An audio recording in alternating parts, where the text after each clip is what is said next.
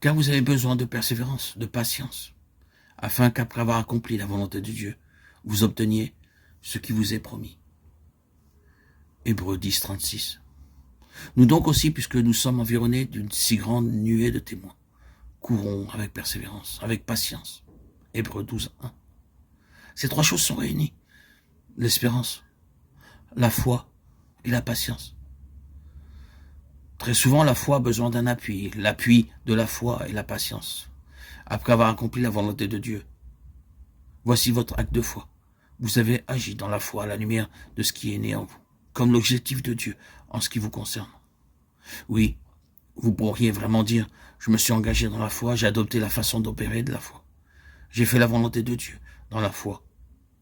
Oui, mais cela ne nous amène pas toujours au but. Il y a la patience de la foi.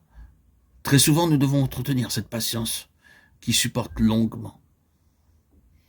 Les croyants s'engagèrent au départ dans la foi, sortant de tout le système des choses visibles, se plaçant sur la base des choses invisibles célestes, et en agissant ainsi.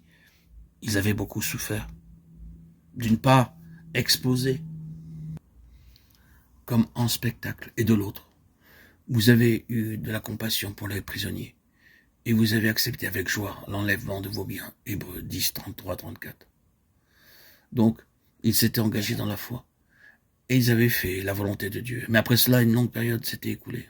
Ainsi, la force du chapitre 11 est la suivante. Non seulement ces gens acceptèrent un parcours de foi, non seulement ils obéirent à Dieu dans la question de la foi, mais ils persévérèrent avec cette espérance en vue, toute leur vie durant. Beaucoup d'entre eux n'ont jamais atteint durant leur temps de vie l'objectif pour lequel ils avaient espéré ni obtenu la grande rémunération.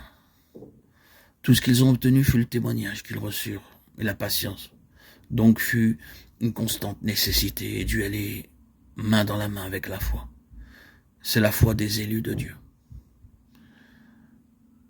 Nous pensons en ce moment à la foi du vainqueur, et quand vous vous tournez vers le livre de l'Apocalypse, qui est le résumé de tout cela, vous savez quelle place énorme la patience de Christ a pour le vainqueur. Parce que tu as gardé la parole de ma patience. Apocalypse 3.10. La patience en Jésus. Apocalypse 1.9. Maintenant, ramenez cela au point de départ. Courons avec patience la course qui est devant nous, fixant les yeux sur Jésus, le chef et le consommateur de la foi. Hébreux 12, 1, 2. La foi et la patience sont données en exemple par le Seigneur Jésus, comme, dirons-nous, les vertus et les facteurs jumeaux de la victoire, lequel, à cause de la joie qui était devant lui, a enduré la croix, ayant méprisé la honte, et est assis, vainquant par la foi et la patience.